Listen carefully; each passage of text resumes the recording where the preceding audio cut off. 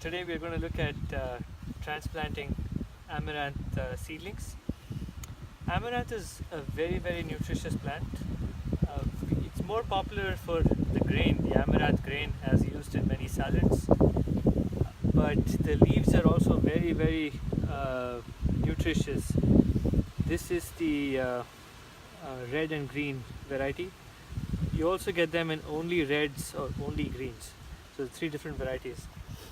They're very popular in South Indian cooking. They make sambar or even many other curries with this. You can also eat it raw. Very high nutrition content. It has pretty much everything that you need. I've started them from seeds. You can also sow them directly when the weather warms up. To get a head start, I started them from seeds. So this is what the plants look like.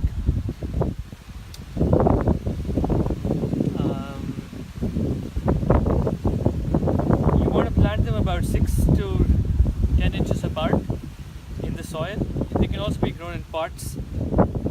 The way you harvest them is when they get pretty long and the leaves are nice and big. You can just go ahead, grab a pair of clippers and just cut them here, and that will be your harvest. This is too early though. You want them to grow about a foot in height, and then you can start harvesting them. So what you do is you take your seedlings,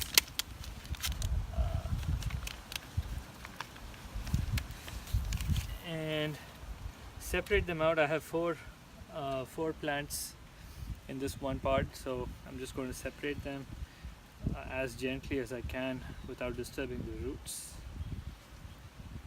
Starting about roots. That's my son getting all excited about transplanting seedlings. Some of them are hard to separate, so what you do is you just cut one of them off. So you keep the more dominant one. In this case, I'll keep this and cut this one off.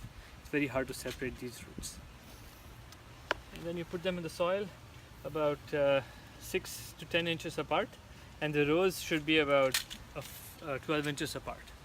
Okay, so I'm going to go ahead and do that and show you what it looks like after it's done. Right? Okay.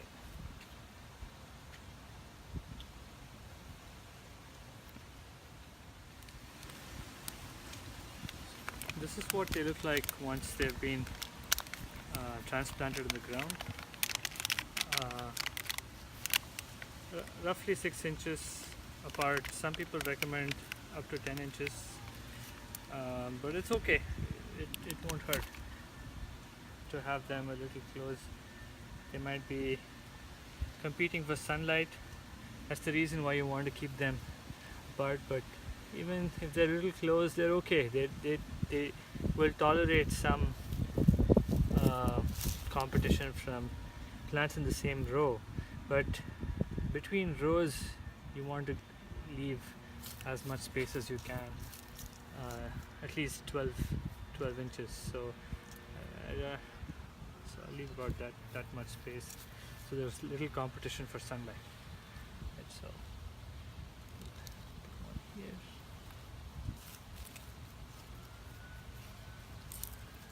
See, the soil here is still very loose, easy to just work plants into.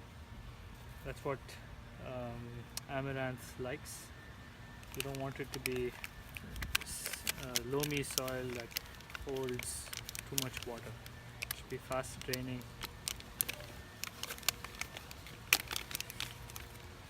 So that's it. I'm going to separate these and plant them here.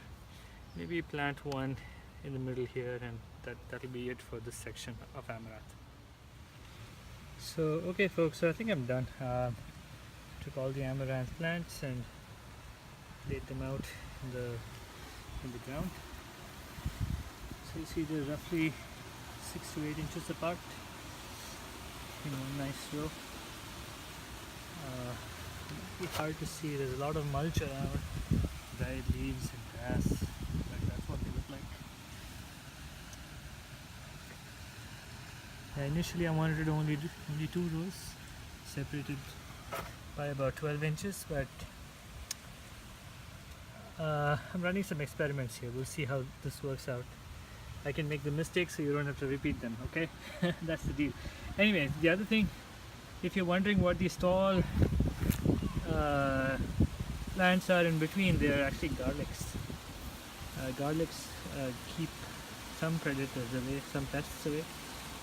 Slugs don't like the taste of garlic, so they don't come about a square foot around each garlic plant. They stay relatively safe. But you have to protect these plants from slugs. Slugs love chewing on these leaves. They eat it up. You can come back in the morning and sometimes you won't have any plants left. That's how devastating the slugs are.